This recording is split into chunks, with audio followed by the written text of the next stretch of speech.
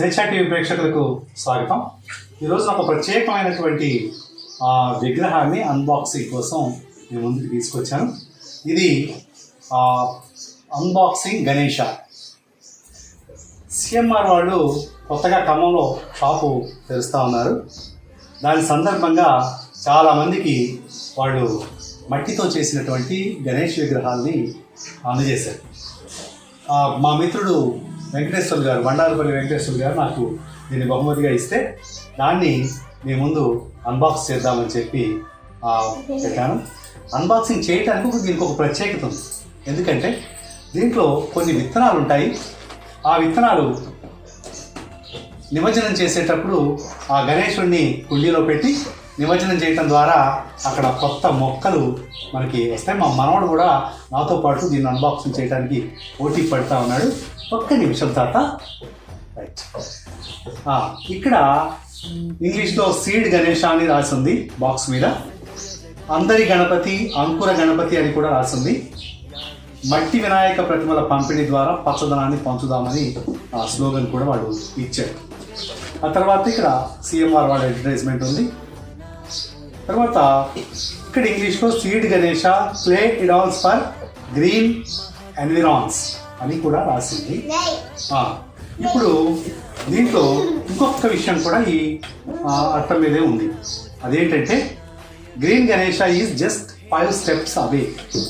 ఏంటట, ఒకటి this is made of pure clay, పూర్తిగా శుద్ధమైన మట్టితో తయారు చేయబడింది అనేది ఒకటి ఉంది. సో దీని తర్వాత ఈ గణేశుడిని ఒక కుండీలో పెట్టి 4 వాటర్ పర్ విసర్జన్, సో నిమజ్జనం చేయడం కోసం దీంట్లో నీళ్లు పోయండి అని చెప్పారు. సో డిసాల్వింగ్, దాన్ని కరిగించండి అని చెప్పారు.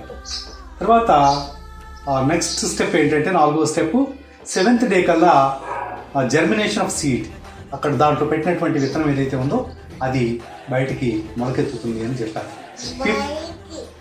15th day fully growing sapling, పూర్తిగా మొలకెత్తిన మొక్క 15 రోజుల కల్లా వస్తుందని చెప్పారు. బాగుంది కదా, చాలా చిత్రంగా ఉంది కాబట్టి దీన్ని నేను అన్బాక్సింగ్ చేయదలిచాను. సో బాక్స్ని ఇందులో ఓపెన్ చేద్దాం.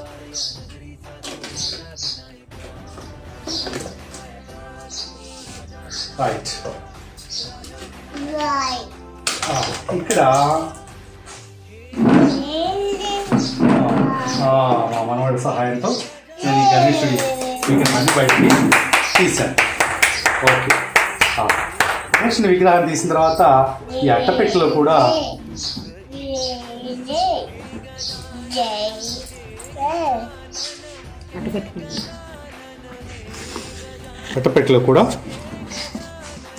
ఒక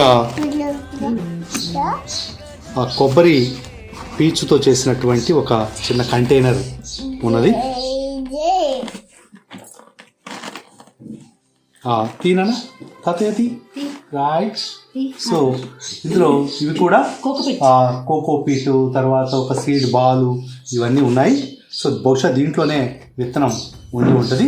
సో ఈ విత్తనాన్ని ఈ గణేశుడితో పాటుగా నిమజ్జనం చేస్తే ఆ మట్టి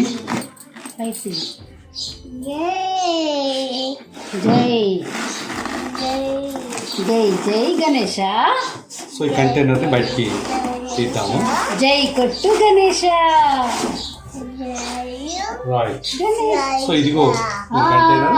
దీన్ని మరొక సిమెంట్ కంటైనర్లో కానీ ప్లాస్టిక్ కంటైనర్లో కానీ పెట్టి మనం గణేశుడిని నిమజ్జనం చేస్తే ఆటోమేటిక్గా ఆ సీడ్ బాల్లో ఉన్నటువంటి విత్తనం ఏదైతే ఉందో అది 7 రోజుల్లో మొలకెత్తుందని, అలాగే 15 రోజుల్లో పూర్తి మొక్కగా మారుతుందని చెప్పారు. ఈ కాన్సెప్ట్ చాలా బాగుంది. భవిష్యత్తులో ఈ మట్టి గణపతులను వాడటం, అలాగే సీడ్ స్పాట్స్ ద్వారా కొత్త మొక్కల్ని సృష్టించడం ఈ ప్రకృతికి చాలా మంచిది, ఈ పర్యావరణానికి చాలా మంచిది.